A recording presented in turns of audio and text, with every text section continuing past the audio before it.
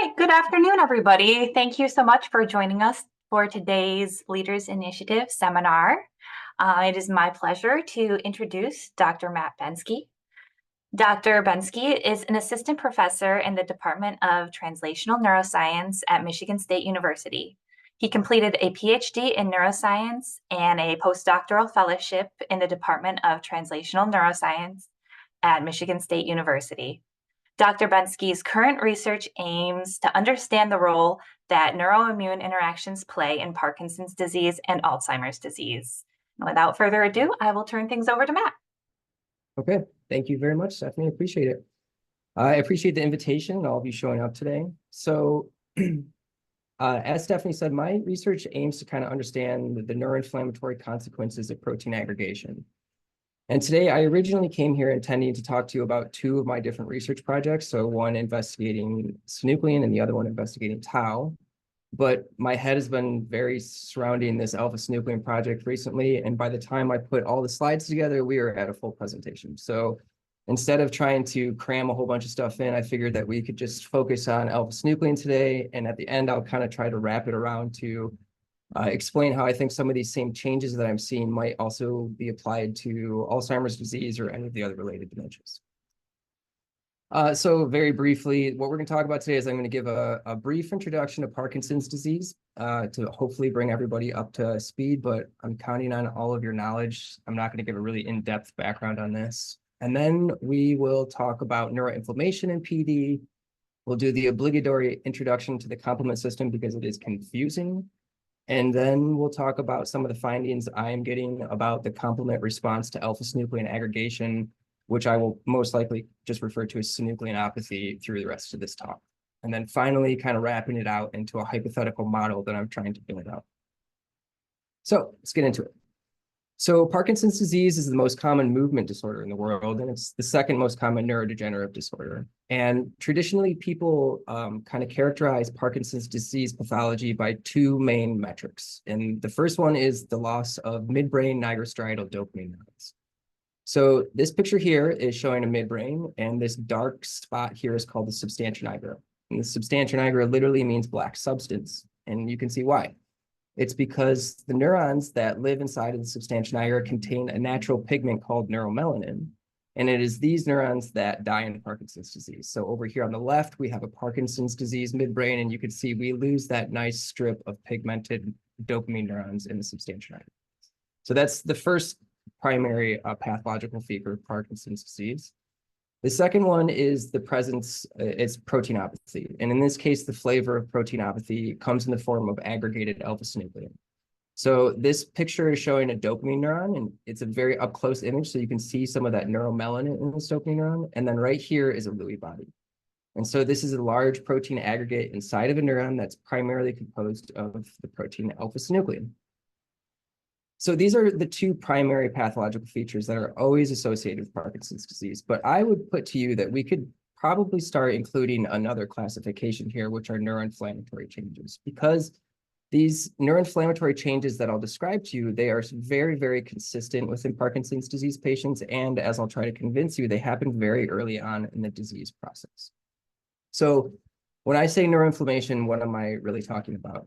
Inflammation is a tool of the innate immune system, and it largely involves the release of cytokines into an area that causes the activation and recruitment of immune cells, as well as vascular changes. And then those activated immune cells will release immune proteins in the area to try to neutralize a pathogen or mediate tissue repair. But as we'll see, sometimes this inflammatory process can become chronic, in which case it can be detrimental. And I think that neuroinflammation could be considered a pathological feature of Parkinson's disease because we see all of these different neuroinflammatory changes in the disease. So we know that pro-inflammatory cytokines are increased in the brain and the periphery of Parkinson's disease patients.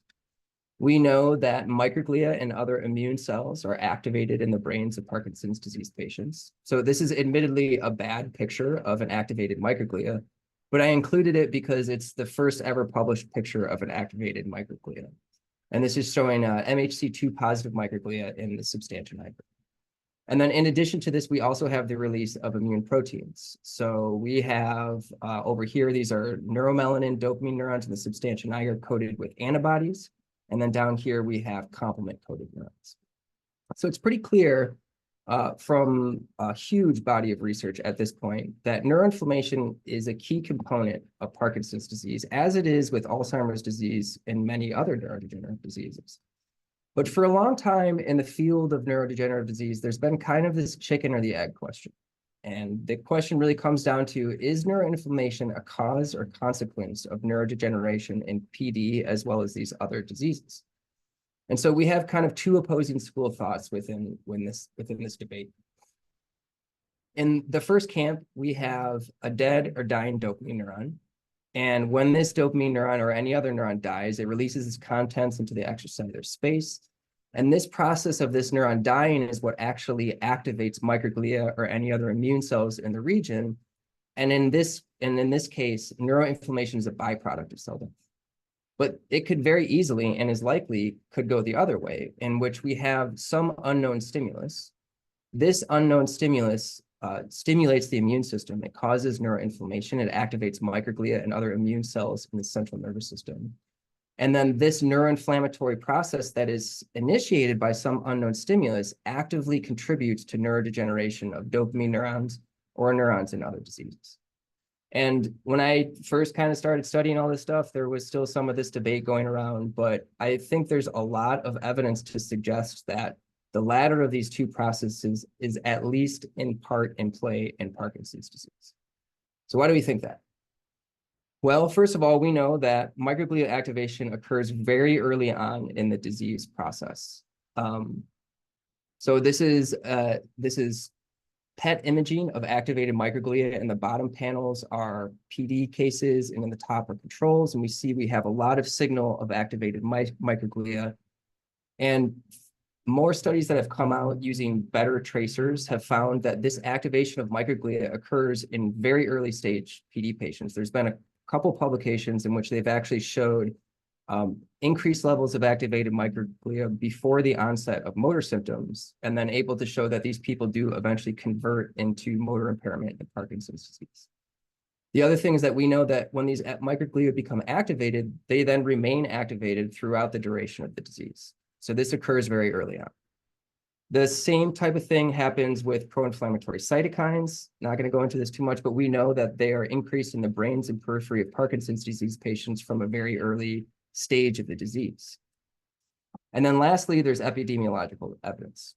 So SNPs in certain genes like HLA-DR, which encodes MHC2, will predispose someone to having a greater risk of developing Parkinson's disease. And conversely, chronic use of ibuprofen or anti-TNF therapy can significantly decrease the risk of Parkinson's disease.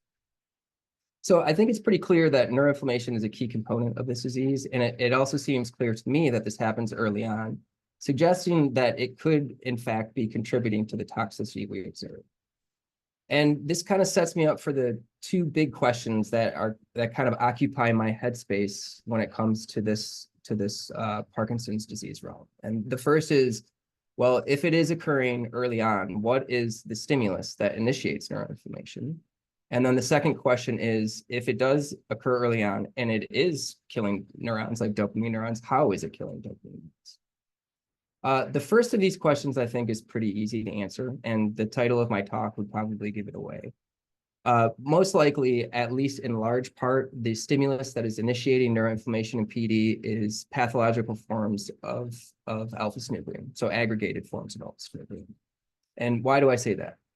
Because of all these metrics that I just went over that link neuroinflammation to Parkinson's disease, they can be specifically targeted towards aggregated alpha-synuclein. So for example, complement proteins label aggregated alpha-synuclein within Lewy bodies. IgG from Parkinson's disease patients label alpha-synuclein within Lewy bodies. T cells from Parkinson's disease patients recognize alpha-synuclein. This is a big one, which I think is interesting. So neuroinflammation is a key component of other synucleinopathies. So things like dementia with Lewy body and multiple system atrophy are also characterized by a significant neuroinflammatory component, suggesting that aggregated alpha-synuclein is just a potent immunostimulator. And then we also know that aggregated forms of alpha-synuclein can directly stimulate microglia and other immune cells.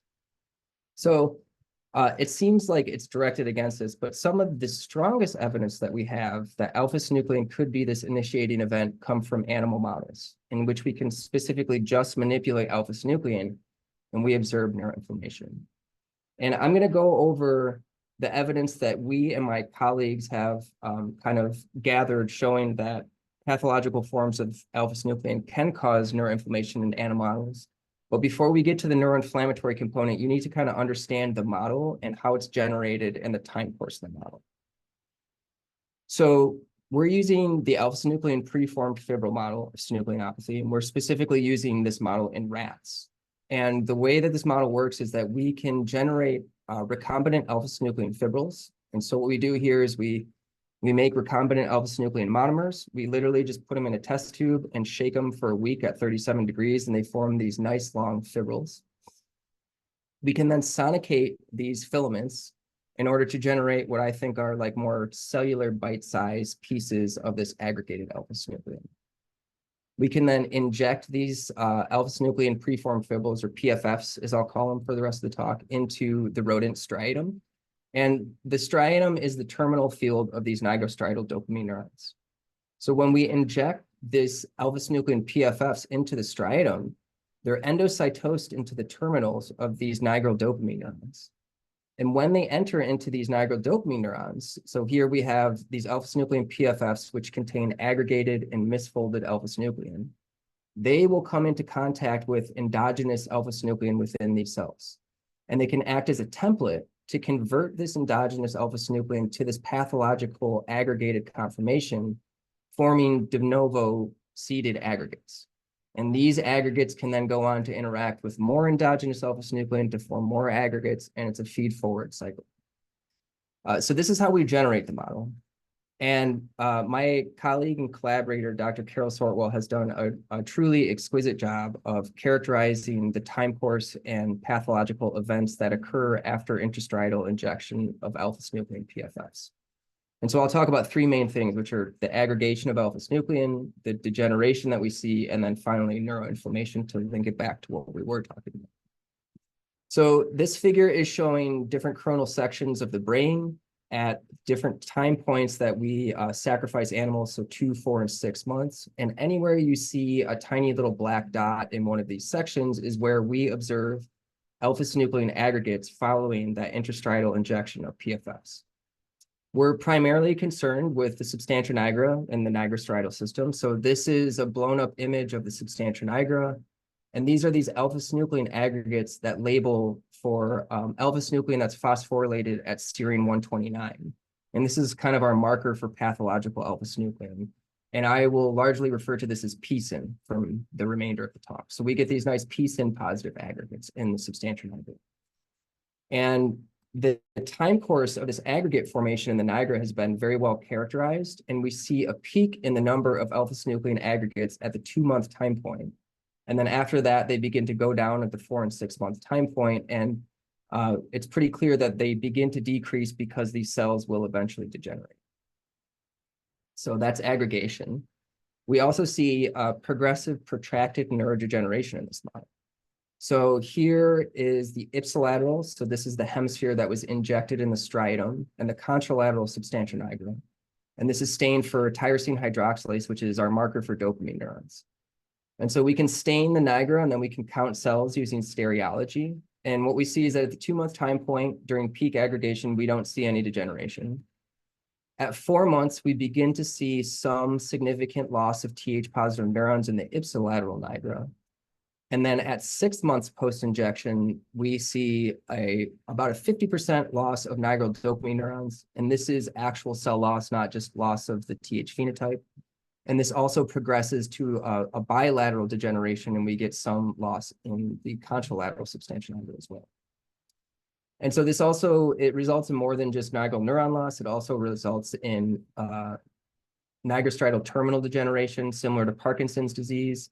So this is essentially a DAT scan of the PBS control and PFF injected rats. And you can see that we have significantly decreased binding in the ipsilateral striatum. And ultimately, this neurodegeneration results in motor impairments.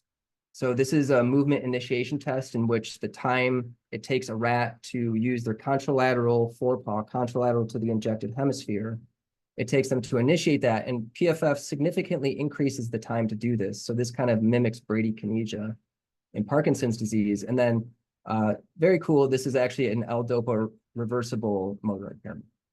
So in general, this is a really great model that mimics many aspects of Parkinson's disease, like the aggregation of endogenous alpha-synuclein without the need for overexpression and a protracted degenerative time course. Now, we also see neuroinflammation in this model, and this is where we were getting to before we had to bring you up to speed. So this figure is showing microglia in the substantia nigra of PBS control and PFF injected rats. And the microglia are stained for IBA1, and it's these kind of purple cells here. And you can appreciate that there's a lot more microglia inside of the PFF, of the substantia nigra of PFF injected animals. And these microglia are activated and phagocytic, as indicated by the fact that they express MHC2. So we see a lot of MHC2 positive microglia in the substantia nigra of PFF injected rats, which are relatively absent in controls. And then finally, if we look closer, we can see that these MHC2 positive microglia will be found in immediate proximity to these alpha-synuclein aggregates, which is shown in red here. The MHC2 positive microglia is in green, sometimes looking like they're even starting to engulf these aggregates. And again, the time course of this has been very detailedly characterized, and we see a peak in MHC2 positive microglia in the substantia nigra at 2 months post-injection of PFFs. And if you remember, this is the same time that we see the peak of alpha-synuclein aggregates. And indeed, if we correlate the number of aggregates in the substantia nigra to the number of MHC2 positive microglia, there's a significant positive correlation. So it seems like synucleinopathy is causing the neuroinflammation in this model. Okay, so all this evidence suggests that alpha-synuclein aggregation can cause neuroinflammation.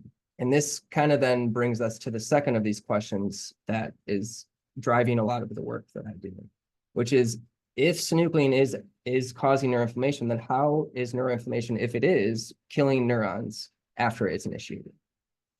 And this model affords us the ability to kind of dissect some of the very early events that happen in the pathological process in order to try to identify things that occur early on that could potentially precipitate neurodegeneration later on. So this is just a summary of the things that I've shown you. And this model can be really broken down into 2 main phases. So the first phase is the aggregation and inflammation phase. So around 1 to 2 months post-injection, we see a peak in the number of alpha-synuclein aggregates and a peak in inflammation as quantified by several different indices, some that I didn't show you. And then the second phase of this model is the degenerative phase, which occurs somewhere between 4 to 6 months post-injection. And so this difference between the inflammation and aggregation stage and then months later having degeneration allows us to look at this early time point to try to identify immune-related changes that are occurring that could potentially be precipitating degeneration later on. And so this is kind of where I pick up. And we did a really simple experiment to try to identify some immune players that could be involved in a potentially toxic neuroinflammatory response. In order to do this, we just went through the literature and we collated genes that have been published to be upregulated in either Parkinson's disease, Alzheimer's disease, or models of these two diseases. And then we did just a really simple experiment, a gene expression experiment. So rats received intrastriatal injection of alpha-synuclein PFFs or a PBS control. And then 2 months later, this is the time where we see peak neuroinflammation and peak alpha-synuclein aggregate formation, but is still months prior to these cells actually dying. We sacked these animals, took out their substantia nigra, isolated RNA, and then did ddPCR to quantify these immune transcripts. And this is what I found. And I'm not going to go too deep into this other than to point out that this is kind of how the complement system came on my radar. So obviously, a lot of these immune genes that we quantified were upregulated. But the thing that stuck out to me were that the top pathways that these genes were involved in were complement, reactive astrocytes, mostly through the use of complement proteins, and then also antigen presentation. And so the fact that so many of the most highly upregulated genes at this early time point were complement genes, it piqued my interest, and it made me wonder if the complement system could be performing some of these potentially neurotoxic functions. We then localized the expression of these genes, and we found that in the immediate proximity to alpha-synuclein aggregates, we have this, it's more or less a disease-associated microglial phenotype that's associated with upregulation of many of these different complement genes. So in here, we have IBA1 positive microglia in green. And then in the left panel, we have C3. This is FISH, so fluorescence in situ hybridization. So we see C3 mRNA in red, and then over here, C1q mRNA in red, and the yellow is co-localization. So this kind of microglial subsets that are in the substantia nigra of PFF-injected animals and are usually in the immediate vicinity of these aggregates, they upregulate many complement genes. And so I started to think, well, maybe the complement system could represent this, potentially neurotoxic inflammatory tool. And this was then further strengthened by some findings from another one of my colleagues, Dr. Joe Patterson. So Joe did RNA-seq in the substantia nigra of PFF and PBS injected animals. And what he found was that the highest upregulated immune pathway was complement. So these two things together got me thinking and designing experiments to test whether an early complement activation could be driving degeneration at later time points. And I've shown you these pictures already. We know that in the Parkinson's disease brain, we've known this for a long time, that both neuromelanin neurons and Lewy bodies label with complement. And people have also shown that complement is activated in models of synucleinopathy. But again, timing is everything with these. In all of these conditions, in human postmortem tissue, de facto, you're looking after the cells have died. And in most of the animal models, people look after the neurons have already degenerated. So it's impossible to determine if the complement system was activated early.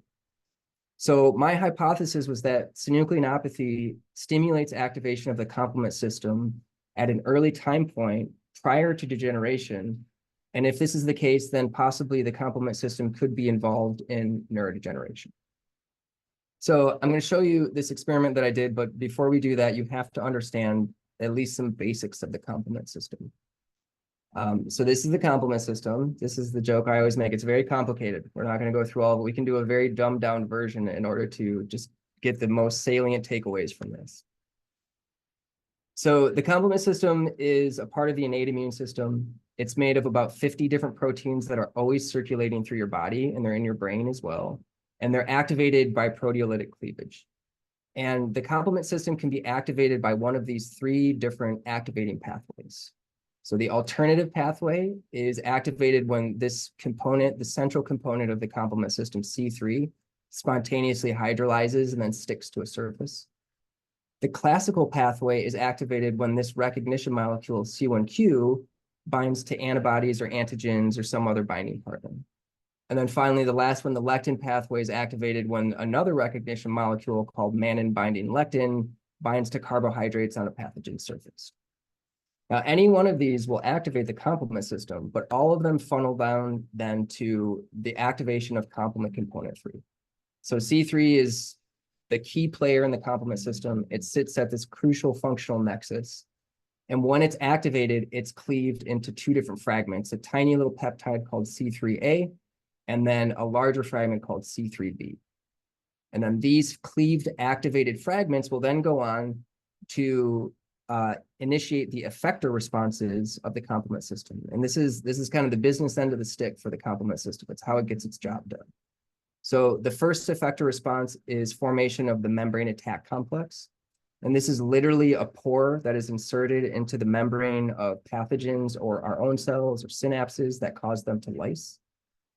The second effector response is opsonization. So this molecule C3b and another very similarly related molecule IC3b are opsonins. And an opsonin is just a molecular tag that when it sticks to something, it is the eat me signal. So it recruits phagocytes to come and gobble those things that are tagged up. And then lastly, we have anaphylatoxins. So these tiny little peptides, C3a and another one, C5a, they can bind to their cognate receptors on immune cells, and that will increase inflammation in that area. So this is the dumbed down version of the complement system. There's just one more thing that we need to understand, which will come into play later, which is that because the complement system has so many ways of neutralizing pathogens, which could also neutralize and kill our own cells, it is inhibited and regulated at several different levels by complement regulatory proteins. And for now, we can just say that complement regulators keep the system in check and protect our own cells against excessive complement activation. Okay, so that's the complement system. So getting back to this hypothesis that I had driving this experiment, which was that the aggregation of synuclein, and specifically in our PFF model, synucleinopathy is going to activate the complement system early on in the process prior to degeneration.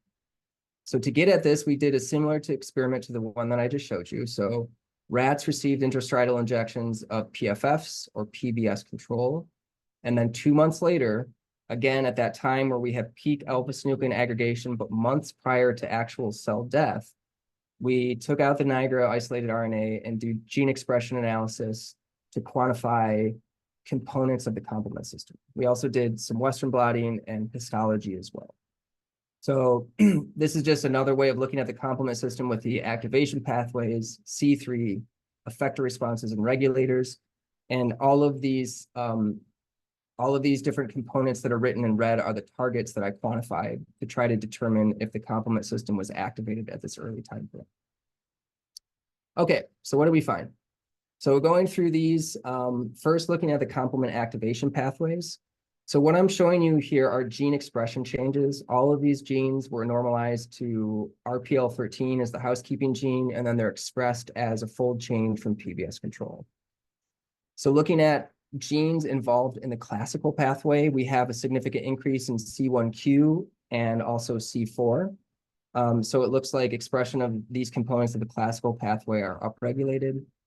We didn't see a significant increase in components of the lectin pathway, but then we did also see significant increases in both complement factor D and complement factor B of the alternative pathway. So from these gene expression changes, this is kind of an indirect indication that synucleinopathy activates the classical and alternative pathways. Then what about the effector responses? So this is looking at expression of the receptors for those two anaphylotoxins, C3A and C5A. So the C3A receptor and C5A1 receptor. And we saw significant increases in both of those in the substantia nigra PFF injected animals. And then for opsonization, we saw an even larger increase in the expression of complement receptor 3, which is the receptor that binds IC3B, which is one of the opsonins that is used to tag molecules for destruction by the complement system. And then finally, the membrane attack complex, I was not able to detect transcripts for any components of this C7, 8, or 9, so I don't think that is involved. Okay, so from this, we can see that we have increased expression of components of the classical pathway mostly, and then a large increase in complement receptor 3. So it looks like the classical pathway and phagocytosis may be the main things activated by this early synucleinopathy. But as I said earlier, the complement system is activated by cleavage. So all of these proteins, they circulate in a pre-pro form, and they're not active until they're actually cleaved. So changes in gene expression are not a direct measure of complement activation. So to try to get at that, I wanted to look at some of the activated forms, and I chose complement component 3 because it's the crucial kind of central component of the complement system. So this is showing C3 activation. It goes from the full-length C3. It is then cleaved to remove this tiny little peptide C3A by C3 convertase. And then it's further broken down into IC3B, which is an opsonin, and then an even further breakdown product, C3C, which still has some active complement products. And so we can use Western blotting to quantify these different activation products to determine if the complement system is indeed activated. So this is looking at Western blotting of these C3 and the different activation products in the substantia nigra. And what we can see is similar to our gene expression changes, we do have an overall increase in C3, but we also have an increase in these activated forms of C3, IC3B, and C3C. This is the alpha chain of all of them, indicating that, yes, indeed, in addition to increased gene expression, the complement system is actually activated in the substantia nigra of PFF-injected rats. And then looking in the striatum, we saw a similar thing with the exception that the increase in the activated complement products is a much greater increase. It's up to about a 7-fold increase over that of PBS controls. Now, this is the site of injection, so this has to be kind of taken with a grain of salt, even though it is normalized to the PBS control. So you got to kind of take that as a caveat, but at the same time, there still does seem to be a pretty large increase in activated complement components, again, during these early phases of synucleinopathy. Okay, so it looks like we have some good complement activation of the classical complement pathway, and there's a lot of evidence that phagocytosis may be the main effector response. One of the last things I wanted to look at then was complement regulators. And this is where things started to get pretty interesting. So if you remember, I told you that complement regulators are there to essentially keep the complement system in check. They're there to make sure that the complement system can't damage cells that should not be damaged. And these regulators come in 2 main flavors. So there's soluble regulators. These are excreted and they float around in the extracellular space to inhibit complement. And then we also have membrane-bound regulators. And as the name would suggest, these are inserted into the membranes of all of our cells. And these can inhibit the complement system at many different levels. I'm showing it here at the level of C3 and the C3 convertase, but they can inhibit it at different levels. So when we looked at gene expression changes in the soluble regulators, so this is the C1 inhibitor, we had a very large increase in the expression of this. And I think that this is just kind of naturally goes along with activation of the complement system, that the body will naturally upregulate some regulators to combat that increased activation. But when we looked at membrane-bound complement regulators, we saw the opposite. So specifically with CD55 and CD59, which are inserted into the membranes of all of our cells, including our neurons, we saw a significant decrease in the expression of these regulators. Particularly CD55, which I've kind of taken off and run with after this initial data, was decreased about 50%. And I was excited about this because if this is happening in nigral neurons, this could be a potential mechanism that would render these neurons vulnerable to complement-mediated attack. And so to be a little bit more specific about that, so this is an example of a healthy cell, like a neuron in a normal healthy individual. It has lots of CD55 and other complement regulators, and it's there to make sure that the complement system and activated forms of complement don't deposit on these cells. Now, we saw a decrease in CD55 expression, but it was just gene expression changes from a hunk of tissue. So we don't know if it was actually happening in nigral neurons. But if it is, this could be a mechanism by which neurons containing Lewy pathology could be targeted by the complement system. So if we find that CD55 is decreased in neurons that contain aggregated alpha-synuclein, those complement regulators are no longer there to prevent the activation of C3 and the deposition of other downstream complement products on their surface. And this could be a way that the body uses to get rid of neurons containing alpha-synuclein aggregates.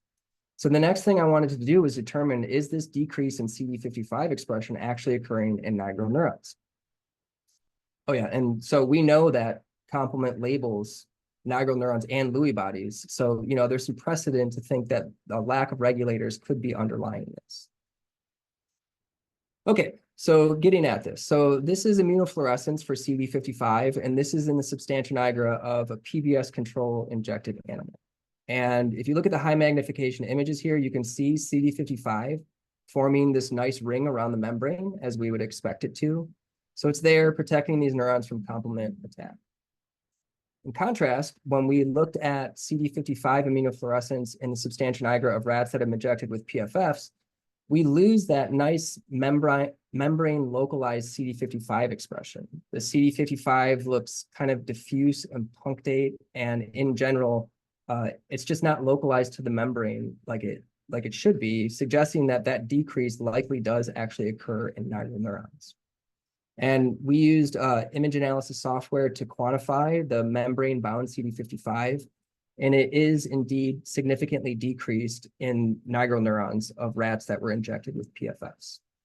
So this is cool. It seems like that decrease in CD55 expression is indeed occurring, at least in part, in nigral neurons.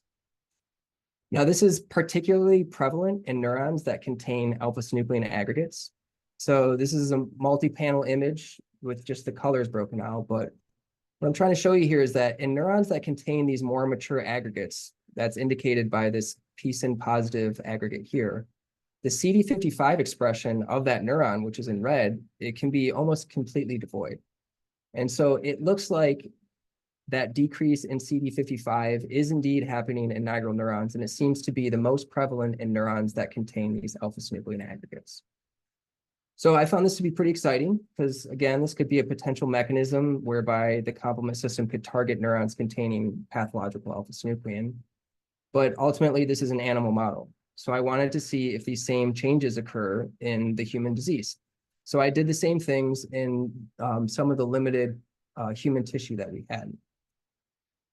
Okay, so this is, again, immunofluorescence of CD55 and the substantia nigra of a control patient, and we get very nice CD55 immunoreactivity. It's very bright and membrane bound, as we would expect it to be. And when we look in the substantia nigra of a Parkinson's disease patient, that membrane-bound CD55 immunoreactivity is either severely depleted in cells like this or entirely absent in other cells. And this is not simply because these neurons are already dead and gone. I specifically targeted areas where there were remaining neurons. So these black spots that you see here are neuromelanin. So these are bright field images of neuromelanin from the same plane of focus. And so we can see that these neurons are still here, but that membrane CD55 immunoreactivity is almost completely devoid. And looking at this in just a slightly different way. So instead of immunofluorescence, this is IHC. So in the top, again, we have our controls. The brown is neuromelanin, and the bluish color is CD55. Very strong immunoreactivity in the substantia nigra controls. And in Parkinson's disease patients, that CD55 immunoreactivity is either severely depleted in cells like this, or again, it can be almost completely devoid. So again, this is pretty exciting because some findings from an animal model translated to a human disease, and I think this could be a potential mechanism of toxicity that could render the nigral neurons containing alpha-synuclein aggregates vulnerable to complement attack. We then went on to quantify this, and in a similar manner, membrane-bound CD55 immunoreactivity is significantly decreased in nigral neurons from the Parkinson's disease substantia nigra compared to controls. And then yet again, just illustrating this, that this is particularly relevant in areas or cells that contain Lewy pathology. So a neuron containing a Lewy body or in areas that have Lewy neurites, the membrane-bound CD55 immunoreactivity is almost completely devoid in these areas. All right, so then one more thing that I noticed while I was going through this was that in many instances, it looked like CD55 immunoreactivity was actually inside of Lewy bodies. So this is, again, a multi-panel image.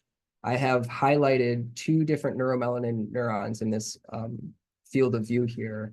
And here we have our PSIN positive Lewy bodies. And then you can see there's CD55 essentially smack dab in the middle of where that Lewy body is. And if you look at the co-localization, it's kind of hard to appreciate from this image, but it looks as if the CD55 is actually in the middle of the Lewy body. And with some higher magnification confocal imaging, we can see that indeed CD55 co-localizes in the middle of the Lewy body, really nicely demonstrated by this Z-stack here, where you can see the red CD55 immunoreactivity in the middle of a green PSIN positive Lewy body. So this was very surprising and unexpected, and didn't really know what to think of it. So I kind of went to the literature to try to parse out why this might be. And what I found is that, so I knew that CD55 localized to membranes, but CD55 actually localizes to very specialized components of the membrane called lipid rafts. So these are cholesterol-rich regions that contain a lot of different receptors and GPI-anchored proteins, one of which is CD55. And then in addition to this, physiological alpha-synuclein also localizes to lipid rafts normally. So I thought maybe, based upon seeing the presence of CD55 in the Lewy bodies and the shared normal subcellular localization, CD55 and alpha-synuclein may interact.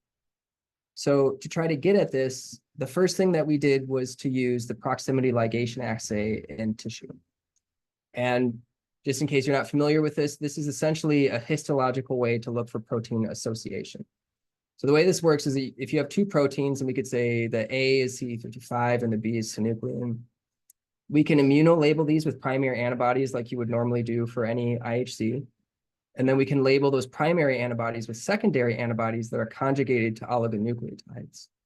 And if these proteins are close enough together, these oligos will come in close enough that they can anneal to another piece of DNA, which can then be amplified with nucleotides that contain either fluorescent probes or biotinylated nucleotides, which we can then detect. So the first thing I did was to look for association via the PLA between, this is just normal alpha-synuclein and CD55. And this is in the substantia nigra of a PFF injected rat. And the small little red puncta, not the cellular nuclear looking counterstains, is positive CD55 alpha-synuclein PLA signal. So it looks like that there is association between these two. And this wouldn't really be all that surprising just based upon their shared subcellular localization in lipid rafts.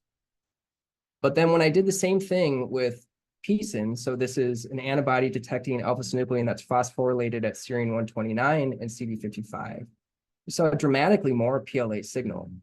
And when we look, a lot of this PLA signal was densely kind of localized into a morphology that resembled a rat nigral neuron. And so it looks like this could be an increase in the interaction between CD55 and alpha-synuclein with this post-translational modification in these nigral neurons. And this is just to show with these particular controls, we didn't have a lot of noise. Still need to do more controls for this with some unrelated antibodies, but it's a promising start suggesting that these two proteins could be associated with each other. Now, these look like nigral neurons, but just to kind of be certain, I did this again, but this time fluorescently. So in red here is the PLA signal between CD55 and PSIN, and then in green is tyrosine hydroxylase. So this is our marker of dopamine neurons. And indeed, we get positive PLA signal in TH positive neurons. And it looks like most of this PLA signal is in the membrane, but some of it does seem to be dipping down into the cytosol. So from this, it seems like CD55 and alpha-synuclein may associate with each other, and it appears as if this association could be increased by phosphorylation at serine 129. So then again, we wanted to switch back to human tissue to see if this is happening in the Parkinson's disease substantia nigra. So here, this is PLA between PSIN and CD55 again, and on left, we have it in the Parkinson's disease nigra, and in the right is the control. And if we zoom in, we can see that we have lots of PLA signal in the PD nigra with very little in the controls. And in the PD nigra, a lot of it kind of densely localizes to these neuromelanin positive neurons. So from this all together, it seems like these two proteins may associate with each other. But the PLA, it can be fraught with noise. And so I wanted to start trying to get at this from another way too, to try to show if these two proteins do actually physically interact. So the way that I did this was just with a simple pull down. So I cloned wild type alpha-synuclein and we put a halo tag on it. And this is just used for pulling it down. And then we had co-expressed this halo tagged alpha-synuclein with human CD55 and HEK293 cells. We then allowed the proteins to express for 2 days and harvested these cells and lysed them. And then we used halo beads to pull down all the halo tagged alpha-synuclein in one condition. And our control condition was just a halo tag only. And then we immunoblotted the input and post pull downs and elutions to determine if CD55 and alpha-synuclein are indeed physically interacting. And so here are the immunoblots. On the left here, we have our halo-only condition. And on the right two lanes, we have our halo-tagged alpha-synuclein. Up here is our Western blotting for CD55 and our pre or inputs, and then our post pull down lysates. And you can see there's a decrease of CD55 in the post pull down lysates. And then indeed, when we immunoblotted the elutions, we found CD55 in the elutions. So taken all together, there's starting to become almost a critical mass of evidence to suggest that these two proteins may interact normally. And then there's also some more data to potentially suggest that this interaction could be modified by post-translational modifications and or aggregation of alpha-synuclein. Okay, then one last little thing here before I kind of wrap it up with the model. So we know that we see a decrease in CD55 expression in PD and in our animal model. It seems as if alpha-synuclein and CD55 may interact. And so my kind of hypothesis is that CD55 is being pulled away from the membrane where it normally does its job to protect cells. So I wanted to try to actually get some direct evidence of this as opposed to the immunofluorescence or immunohistochemical images that we saw that really just show a decrease in CD55 immunoreactivity. So to do this, I switched over to a culture model. So we can grow primary neurons. In this case, I'm going to show you primary hippocampal neurons in culture. And then we can treat them with PFFs, just like how we treat in vivo, but just a lot easier. And alpha-synuclein aggregates will seed in these neurons. So this is just an example of a primary hippocampal neuron. And in red here, in these high magnification images, we see that when we treat them with PFFs, we get these nice peace and positive inclusions. So to determine if the aggregation of alpha-synuclein, synucleinopathy decreases the membrane localization of CD55, I treated neurons with either PBS control or PFFs. And then 14 days after treating them, when we get these nice peace and positive inclusions, I looked for the co-localization between CD55 and another lipid raft marker, cholera-toxin subunit B. So cholera-toxin subunit B labels GM1 ganglioside, which is another component of lipid rafts. So I'm just using this as a surrogate marker for lipid rafts. So here is control neurons. We have nice lipid raft marking, labeling in green. In red is CD55. And when we look at the co-localization, we see lots of yellow. So as expected by data in the literature, these two things co-localize to lipid rafts. But then when we look in PFF-treated neurons, these cultures were a little bit denser. It's a little bit harder to appreciate it, but here's our neuron. We still have nice lipid raft labelings by cholera-toxin subunit B. But in this case, the CD55 expression and co-localization with CTB is significantly diminished. And when we use image analysis software to actually analyze the co-localization between these two things, it is significantly decreased in PFF-treated neurons. Okay, so that's the story I have so far. And this has led me to this kind of hypothetical model of toxicity that I'm using as my kind of guiding hypothesis in some grants I'm submitting and experiments I plan to be doing in the future. So the idea here is that physiological alpha-synuclein and CD55 normally associate with each other in lipid rafts. We would then, when we initiate the aggregation of alpha-synuclein, whether this is in the PFF model or in Parkinson's disease, some of the seeded aggregates or the aggregates that form are going to template that alpha-synuclein in the lipid rafts to take on that pathological conformation, which can cause aggregated alpha-synuclein to build up in this area where alpha-synuclein is interacting with CD55. This aggregation can then pull that CD55 out of the membrane and essentially trap it inside of the aggregates within the cell. This decreases the amount of CD55 in the membrane, and now we don't have that important complement regulator there to inhibit the complement system, prevent the deposition of activated complement products on its surface. And combined with this big increase in activated complement that I and myself and others have seen, these could then predispose these neurons that have alpha-synuclein aggregates to complement-mediated attack. And so the future research that I'm going to do is going to be exploring this hypothesis. Okay, so a couple other big questions that I'm looking at in the future. So a big thing is wondering if maintaining CD55 expression in nigral dopamine neurons can prevent toxicity. The other thing I'm wondering is this unique to dopamine neurons? So in Parkinson's disease, we see alpha-synuclein aggregates in many different cell types. We also see alpha-synuclein aggregates in other diseases like dementia with Lewy body or multiple system atrophy. So is this loss of CD55 expression and this mislocalization unique to dopamine neurons, or does this occur in any neuron that has an alpha-synuclein aggregate? And then finally, is CD55 dysfunction unique to alpha-synuclein aggregation? So is the same thing occurring when tau aggregates or we have amyloid pathology? And yeah, I think that's where I'm going to end it. And these are the things I'm looking at in the future. And I'm going to just skip over this and thank the important people. So I'd like to thank in particular Nathan Kuhn and Mary Gifford, who are two talented technicians that helped me get some of this data. Nick Kanan for all of his mentorship and support, and the entire Kanan lab. And then the same goes out to Carol Sortwell for all of her mentorship and support, and everybody in the Sortwell lab. And of course, the almighty Doc. And with that, I'd be happy to take any questions. Matt, this is Hank. That was great. I could only attend the second half of your talk, but I really appreciated it.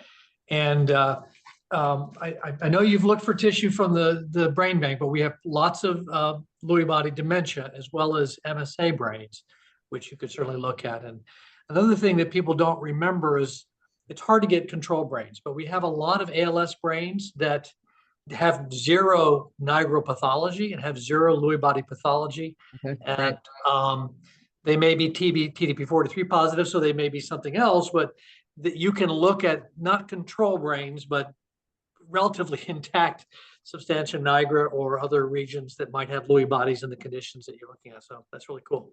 Excellent. Yeah, I've been working with Sammy, and I think some tissue should be on the way soon. So I'm very excited to kind of expand the little glimpses that I've got so far. And one more follow-up quickly, and then I have to go, unfortunately. And again, I missed the first house, so you may have actually had data on this. When you have this reduction of the CD55, your model is you have these downstream complement fragments, and you definitely have evidence of those changes at the bulk level. When you try to look at those individual fragments in neurons, can you see them? And are they in fact increased? So I have not been able to do that in the rat model, and unfortunately, it's for a bad reason, which is that the reagents to detect complement are not great for rats. They're a little bit better for mice. They're really good for humans, but so there you go. That's why the human disease tissue is going to be necessary. Yeah. So you know, it's unfortunately, it's been very difficult to detect a lot of those, especially activated complement products. Hank, I can attest that it's not much better for mice either. Yeah. Okay. I'm glad it's not just me then. Yeah.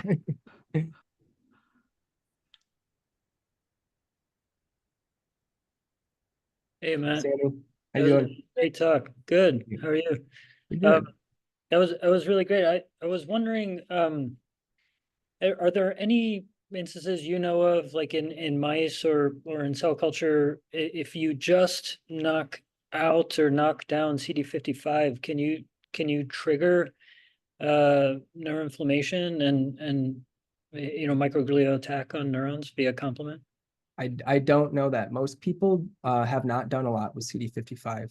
The majority of the studies where they manipulate the complement system that I've seen, they're looking at things like C3. For the most part, what I've seen is that the regulator field is not very well developed. So, you know, that's definitely a thing that's on my mind. And as well as the opposite of that is if we maintain expression, can we limit? Sure, yeah. Yeah. Yeah, but I'm just wondering if it, active maintenance, like if it prevents neuron loss. And I guess the other question I had was, especially in Alzheimer's disease, but probably in other conditions as well, there's indication that microglia, help remove some of the accumulated protein and can actually be beneficial to some degree, right? And so I'm wondering, you see changes in the expression of these things, but changes doesn't necessarily mean causation, right? It can mean a response. Sure. Yeah, and it'd be interesting to see what happens to alpha-synuclein burden in general, right? When you start manipulating CD55 and other regulators. Absolutely. Yeah, that's an aim of my grant that I'm submitting in 2 days, Sammy. So our heads are in the same place. Awesome. Yeah, I don't have a good answer to that right now because I don't know if people have done it, but the thing that I like about this is that if we manipulate CD55, we can really specifically target to cells that are vulnerable, as opposed to other like bulk complement inhibition, which can have really negative consequences. Like the complement system is there for a reason, and it's very active for a reason. So if we do global complement inhibition, it can have very negative consequences. But something like a unique, a cell-specific gene therapy to maintain CD55 expression, it's very attractive for its specificity. That would be cool. Yeah, It Matt, that was exactly what I was going to propose, was an AAV with TH promoter and CD55 to block the neurodegeneration, and the PFF model seems like a no-brainer of an experiment. That is going in for resubmission in 2 days. Okay, good. Anybody else? Yeah, Matt. Hey, I'm Ben Singer. I think we emailed like about a year ago, and I haven't followed up with you, but I study C3 in the context of amyloid and systemic cool. inflammation. And we have Claudia Kemper's C3 Flox reporter mouse and really see a predominant astrocyte expression of C3. So I'm just curious. I mean, you showed the microglial expression. I'm really curious if there's something unique in this model system that causes more microglial than astrocyte activation. That's a great question. So when we originally did those experiments, before we had all the localization of those gene expression changes, I was submitting grants assuming that it was in astrocytes based upon the literature, because everybody says that mostly it comes from it. I think it might actually be a species difference. Oh, okay. So we eventually localized C3, C1q, and all of these other things to microglia. But the very interesting thing is that we localized C3 to microglia at 2 and 4 months post-injection. But then at 6 months post-injection, after the neurons have died, it then shifts over to astrocytes. Okay. I guess that would be consistent kind of with the time course that we see. Yeah. Like I was saying, it takes quite a while after the neurons are dead. So I don't know if that's it or it's a species thing, but we were really surprised by that too. Okay. And then I wrote this CD55 story is very elegant and I really like it. I'm curious though as to whether you think there's enough, C3 in the vicinity during adulthood to make it suppose that we concentrate only on the CD55, is there enough C3 around to be activated and to cause like significant opsonization? Or do we have to have like multiple mechanisms at play to increase both like the total C3 expression as well as, the decreased CD55 to get a pathologic effect? I would lay my hat on both of them, but CD55 inhibits the complement system at C3 and C5 convertase. So by doing that, it can block opsonization as well as formation of the membrane attack complex. So it is a really key player because of that. So I think that's part of it. I also think that in a normal person, there might not be enough C3 and activated C3 around, but if you start seeing high Lewy burden or any of these other proteinopathies, then you might indeed see enough activated complement around for a decrease in CD55 to make a difference. Cool. All right. Thank you. Great talk. Thanks. Great questions. Appreciate it. All right, if there aren't any other questions, we can end things for today. Please take the time to fill out the evaluation form. And we'll see you at the next Leaders Initiative talk in March. Have a good day, everyone.